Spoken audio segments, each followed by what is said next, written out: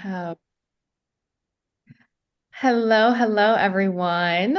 Um, I see that we are going to have people jumping in. So it is 10 o'clock. So I'm going to say, let's just get started right away. I'm Andrea. I am the current, I'm not Lisa, I'm Andrea. I'm the current R&D chair this year, the outgoing chair.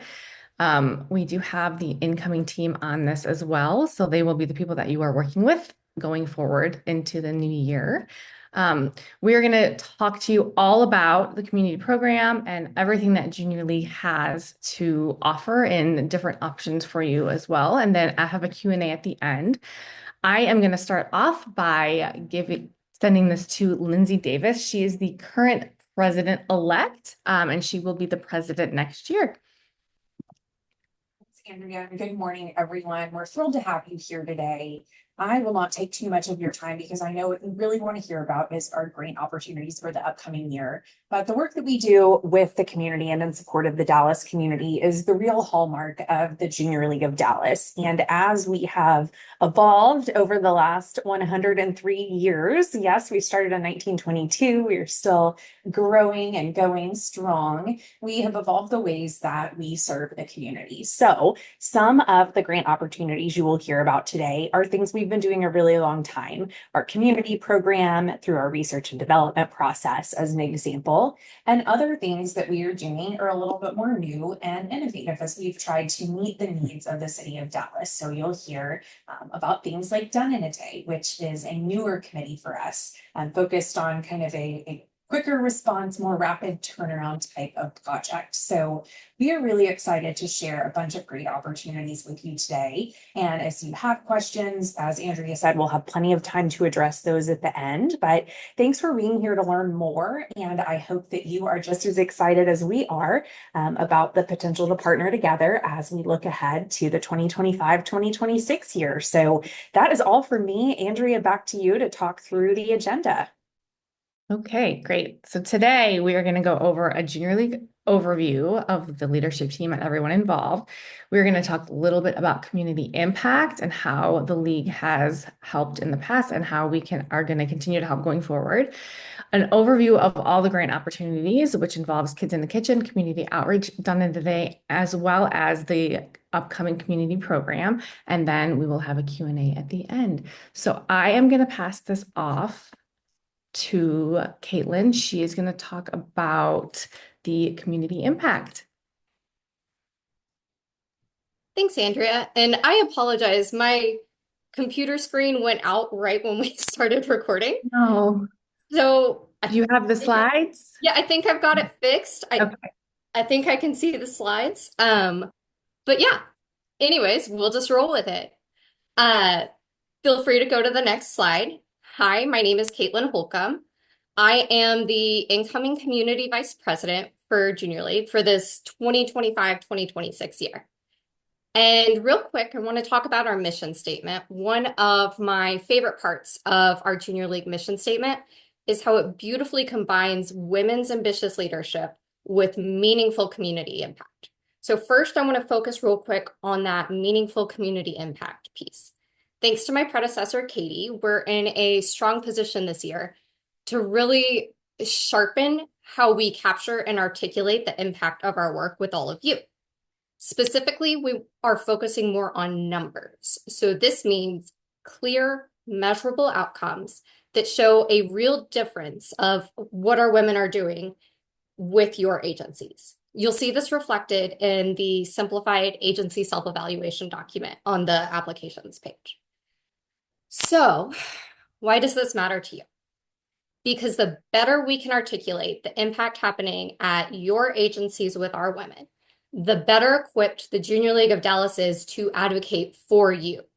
We want to be able to go out into Dallas and to tell Dallas, excuse me, allergies, these agencies are carefully curated, high impact opportunities, deserving of your time, your dollars, and your trust. And here's the proof. So I want you to understand also that every single dollar we raise for the Community Services Fund also goes directly to supporting you. So the more clearly you can equip us to tell your story, the more successfully we can grow both funds and volunteer hours. Next slide, please. So a little bit about our focus areas. The Junior League of Dallas invests in three main pillars: strengthening families, where we bolster the stability of individuals and families currently in life transitions; education in the arts, where we promote excellence and inspire creativity, which, side note, I love seeing that with children especially; and health and wellness, where we support access to quality health services, prevention, and awareness initiatives. Furthermore, something key to understand is that when a program is accepted into our community portfolio, a Junior League project chair serves as the liaison between our volunteers and your organization. And usually in these situations, the project chair also serves as a non-voting board member. And this is one of my favorite things because it's part of where we see our mission of advancing women's leadership for community impact coming full circle in this symbiotic relationship between the Junior League of Dallas and your agencies. So I'll share a personal example. I got my first board experience through the Junior League of Dallas as a project chair with one of our partner agencies. And in serving in that agency, I absolutely fell in love with their mission and still serve with them today. This is why so many of our agencies find board members, lifelong supporters, and advocates through the Junior League of Dallas. Next slide, please. So for our community impact, I'll pause while I take a sip of water and let you digest it a little bit. Obviously, we have a sizable community impact with nearly 4,000 volunteers giving approximately 1 million annually. Members also serving on as board members, as I previously mentioned. What is really unique about the Junior League of Dallas is that we don't just grant funds, but we also grant the volunteer hours.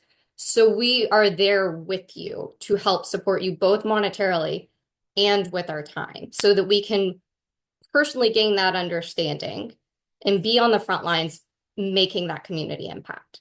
So on behalf of my incoming chair, Jessica, and I know that we are really excited to review your applications and look forward to continuing to grow our community impact. And next, I will pass it to Michelle.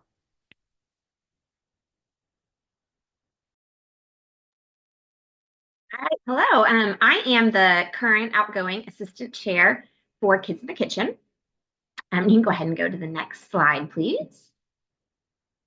And Kids in the Kitchen is a program that it's sponsored by United Healthcare, and it's an awesome program that we go out into a lot of after-school programs, and we teach about healthy lifestyle and exercise and just give you everything you need to teach kids just what they need to know about how to create healthy recipes and be active. We go ahead and go to the next slide. I think okay, it might be the next one, but that you can stay here. There is a day in January called Train the Trainer, where you come in and we teach you all about the program we've created, where we give you the supplies, and we give you all of the non-perishable ingredients for the different recipes that you're going to make. This year we had a really successful year with 56 sites and 13 agencies. We served over 3,000 kids in 42 zip codes. We provided 15 hours of education. The program is designed to be about 3 hours a week and last about 5 weeks. And so you can go ahead and go to the next one. We've already got our dates set for the upcoming year. The applications will open just next week on Monday, and they're open all summer, closing at the end of August. And then in late fall, everyone's notified on whether or not you are accepted.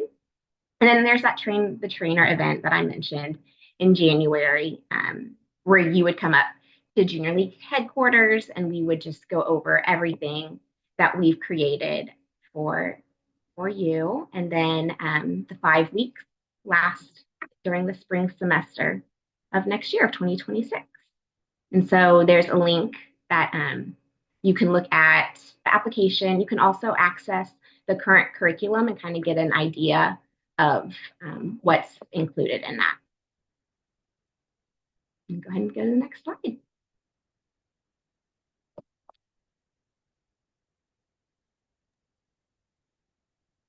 Okay. Hi. Michelle. Go ahead, Jessica. Thank you. Yeah, thank you, Michelle. Thank you, Andrea. Good morning, everyone. My name is Jessica Rude, and I'm here to talk to you about community outreach grants.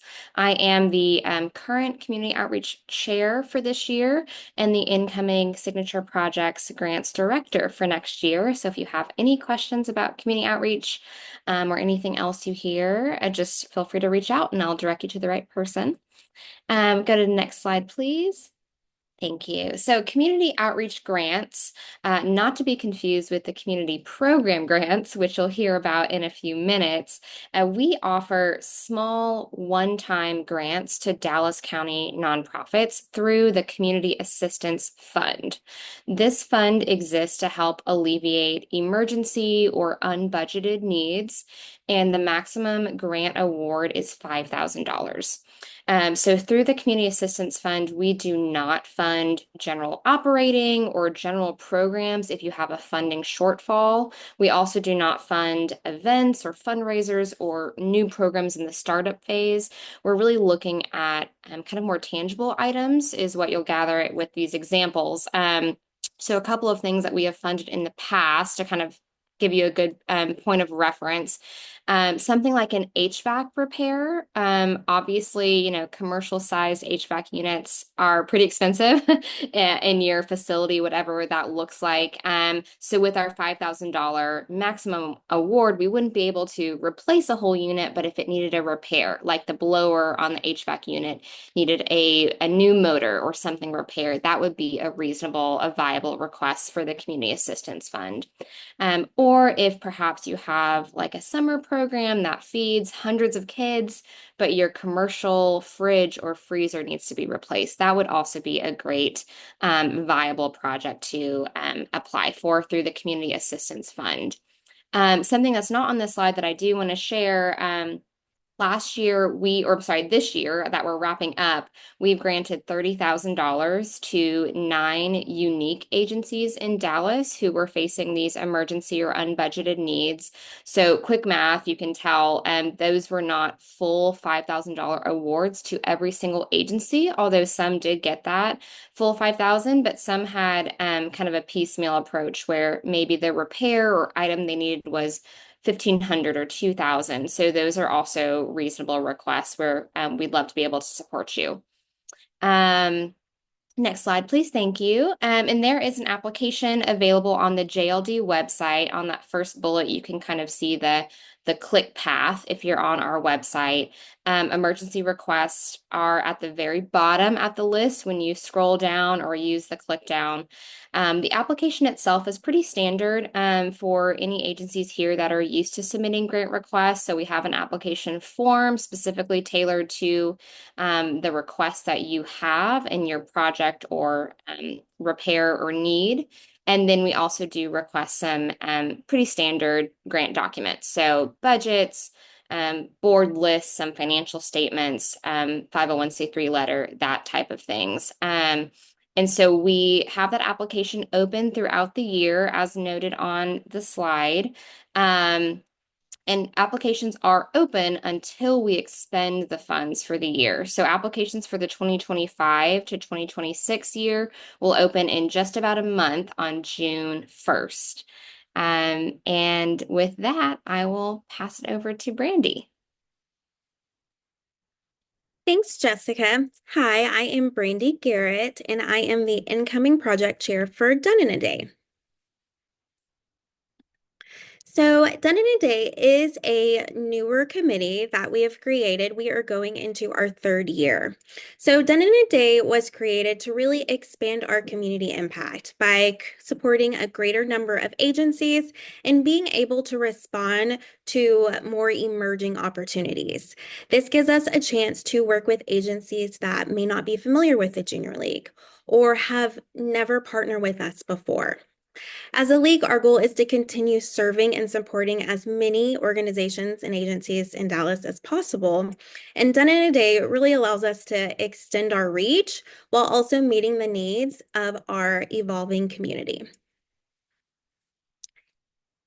So, unlike our community placements in our community program, which places volunteers in a placement where they serve for 9 to 12 months, Done in a Day volunteers actually commit their time to event-based and one-time volunteer opportunities, such as picnics, food bank distributions, holiday parties, carnivals, egg hunts, and any sort of other special events. They are looking for short-term and focused projects. Each applicant and agency can apply quarterly. We actually encourage you to make multiple requests throughout the year. This can be for our existing agencies that are in our community program, but also new agencies. We have applications quarterly, and you can put in as many requests as you would like. Next slide. Thank you. So most of our membership works full-time, with many of them working in offices or having some sort of hybrid schedule. With that, and Done in a Day in any of our placements, most of our members really do prefer weekend placement options or weekday evening options to be able to work and then still be able to have time to volunteer. If you have any questions at all, here is the email address for Done in a Day, and I'm happy to assist you if you are completely new to our community placements and not sure where to start. Feel free to email us, and we can kind of get you started to figure out what works best for you. So some of the requirements for Done in a Day, it's open to any nonprofits that serve residents of the Dallas County. And we want to be able to provide at least 4 hours of volunteer opportunities, but no more than 6 in a day. You must need 10 or less volunteers, and the agency must be able to fully fund the project. Here are our application deadlines. Like I said, we encourage you to make multiple requests throughout the year. And for each shift or project that you have, just please submit a separate application. Here is the how to find the application on the website. If you go to our website and click Community Service, if you go down to Request Support from JLD, Done in a Day is there and you can submit an application. And we look forward to hearing from you. Thank you, Brandy. Okay. Yes. I am going to talk to you guys about the community program and how the research and development timeline looks for this coming year. So we go through a few different review processes. Once we receive your application documents, which I will talk about in a minute, this is kind of the grand scheme of how R&D works. This usually happens over the summertime for the most part. Then we end up going into voting on everything in the fall. The initial review process is something that we do at a high level where we make sure that the basics of what our league mission is lines up with what you and your agency is offering. And this is usually done for agencies that we are not currently working with. If you've worked with us in the past and we are not currently working with you, this is something that we will look at from a high level before we start going through the R&D process with you. So once we get through the initial review part of the process, we'll go into 2 separate kind of forums of volunteers will help us with. We go through a financial review, and then we'll go through with our researchers and do a deep dive report on everything else that the agency is offering. The financial review part is we usually have a pretty basic formula that the league uses to make sure that there's stability with the agencies, that essentially just making sure that you're going to be around while since we are moving through so ahead of schedule with when you are going to be a part of the program. This program is going to be set for the 26, 27 years. So we have to make sure that through the formula, everything is going to essentially just be okay, and we're going to have a place for our volunteers to go in a couple of years. So the financial review is separate from the researcher. We go through with the researchers, and they will come and visit you and ask you questions after we've gone through the applications. And we, as a team, as a whole committee, will vote on every single program that we think that aligns with the league currently. So the subcommittee and the full committee are where our votes will happen after each researcher has presented to the committee. They go through a quorum and we'll decide on how we see to recommend going forward. Once the committee has decided, then the board and leadership council will go through and make their separate votes on the program. And once that has happened, then the general membership, so every single active volunteer will get to vote that this is the program they see fit for the upcoming year. So it's a long process, but it's very succinct and it's very set up to make sure that the league and your agency is set up for success. Once the vote is done, then members will get placed and the community program will start. The process is and starts on June 1st. Our fiscal year is June 1st through May 31st. So this upcoming year is going to start on June 1st, and the year that we are going to be slating for in the future. I'm sorry, my dog is panting. If you can hear that, I apologize. We are slating for June 1st of 2026 right now. So we're very far ahead of the game here time-wise. Here are some of the application documents that we need to see. We have the grant application, which is something that the league will give to you. The community impact report is another thing.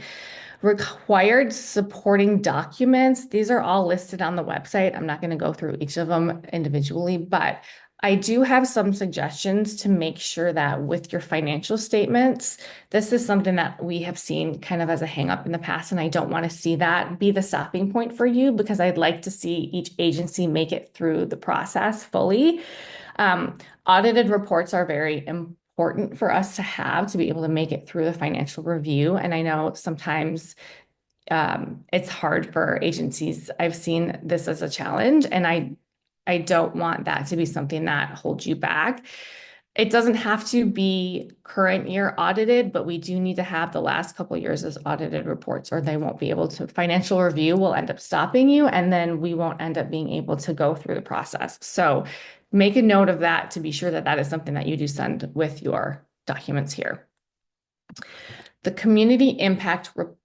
This is something that measures outcomes for JLD supported agencies through a community impact report during the application process in order to share the league's impact and specific success stories with JLD members, donors, and communities.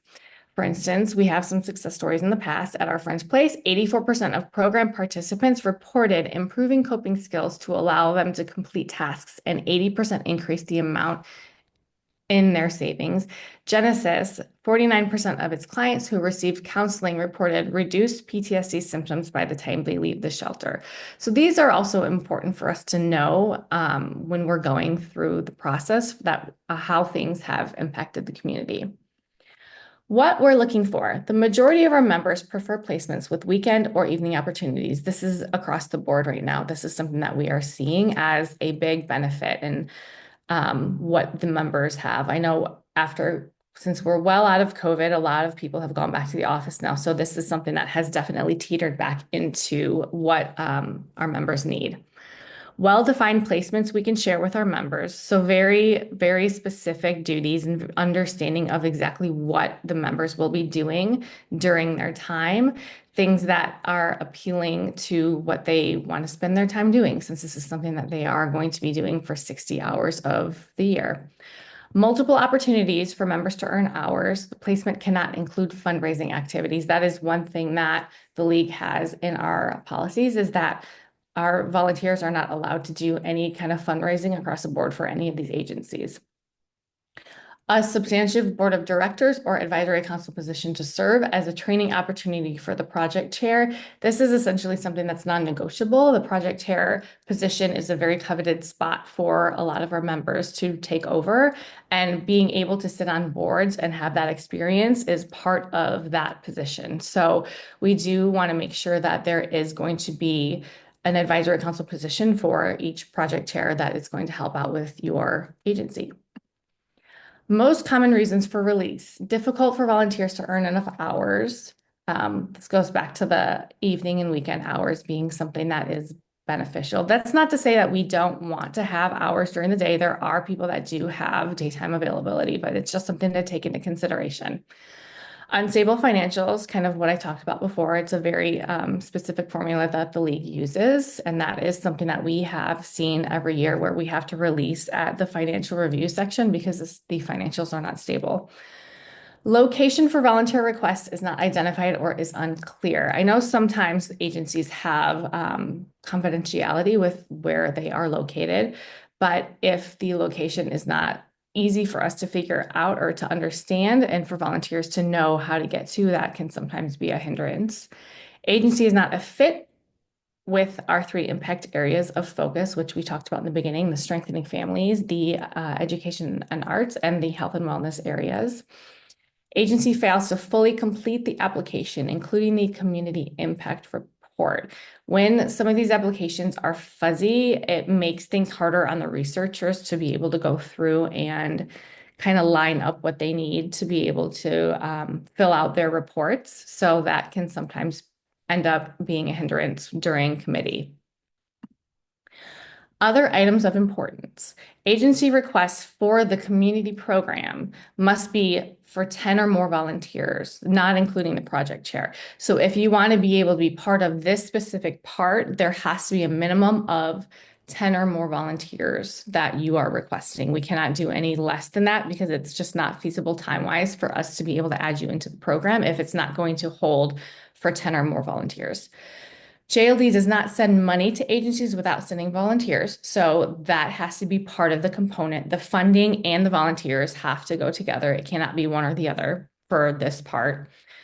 JLD volunteers are not to be involved in fundraising, medical research, political and or religious activities. If for some reason what you are doing is done, for instance, we have an agency that does things for kids, but it's done out of a church, that is okay. That kind of volunteering is fine. It just cannot be involving any kind of religion content within what they're doing.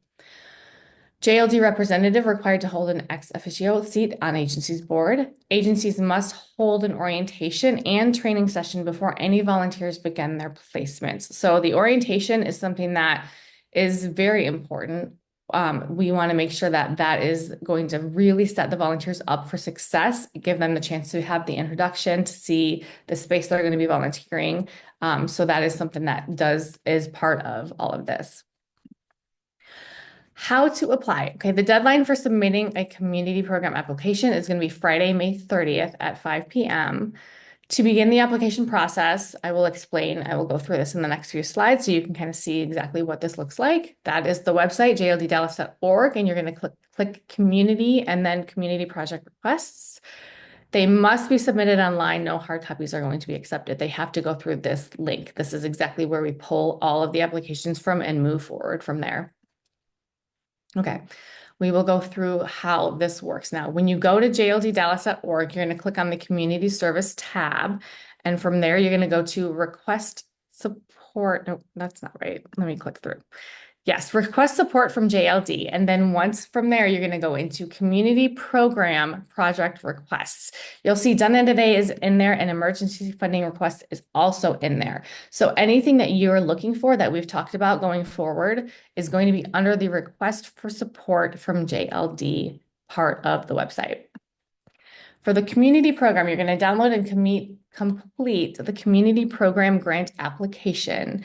It is a Microsoft Word document. Please save it in PDF form to upload. This just keeps things cleaner for our volunteers who some have Macs and some have PCs. I have a Mac. It's very challenging for some of these documents to work. So PDF files are much, much appreciated in this situation. This is kind of what the application is going to look like. It is lengthy. I really advise you to re-download it and go through it again if you've applied in the past, because some of the questions have changed and some of the sections are going to look a little bit different based on some feedback that we've gotten in the past. So please re-download and fill the applications out again. Download and complete the community impact self-evaluation. This is also something that we would appreciate, right? It's going to be right underneath the application where it says download community impact self-evaluation here. That is something that we've talked about. Let me show you what this looks like. This is what the self-evaluation looks like. These come in handy when we are going through our when our researchers are looking at how the agency has done within the community. So this is very, very helpful for our researchers to really have a good understanding of what your agency is involved with. Okay, next steps. This is where you're going to upload your documents onto the website, and this is kind of what this is going to look like. There's a lot of separate documents, so it's gonna, I know it feels like it's a lot, but it's all in one space. You're going to click submit, and then you're done. JLD teams will review your application and contact you if they need any additional information. Specific application status will not be posted on the website. This is the email. Christiane will be able to help you if you have any questions about that and your status on your online submission. Okay. This is the part where I would love to take your questions. If anybody has questions, you can just unmute yourself and we can answer your questions about any part of the community program done in a day, the outreach, anything that you have a question about.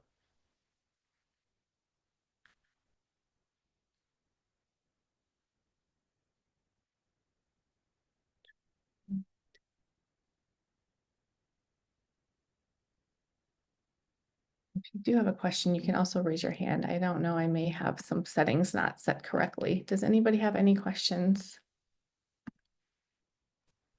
Hi, I do have a question. Hi. Yes. Oh, My name is Katrina. I'm with New Friends New Life, and we are looking to apply through the community program grant. yes. And I was curious if there is a recommended or typical funding range that we should consider when requesting support. Maybe any expectations or limitations around funding amounts. That way we can make sure that we're within the right ballpark for the request.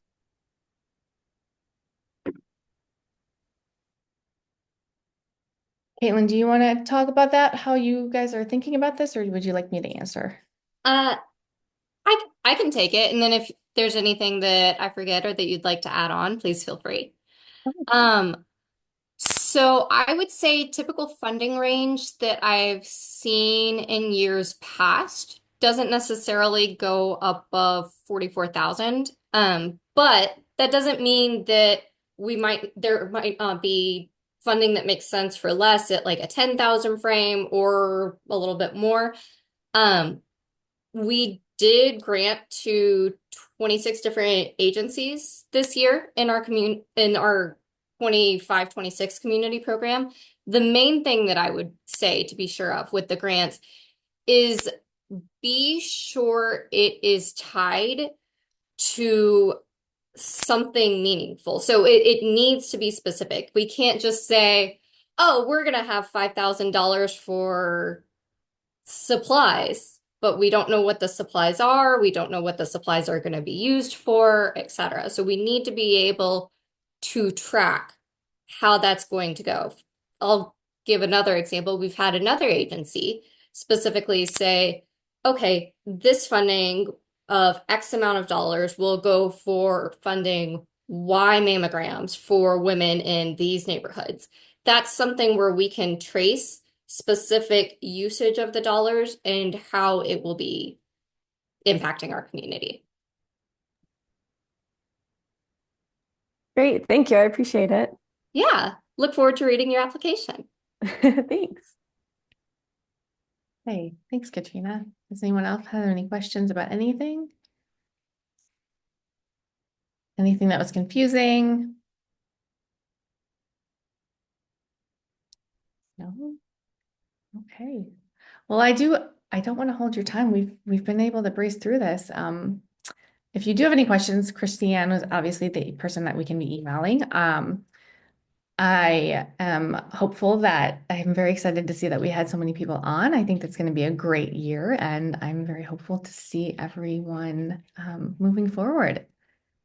Thank you guys so much for taking out your time today. And this is going to be put up on the website as well. So if you have colleagues or something that you wanted to see or you wanted to share this with, they can access this through the website afterwards. So I hope you guys have a great rest of your day, and we will look forward to seeing from you soon.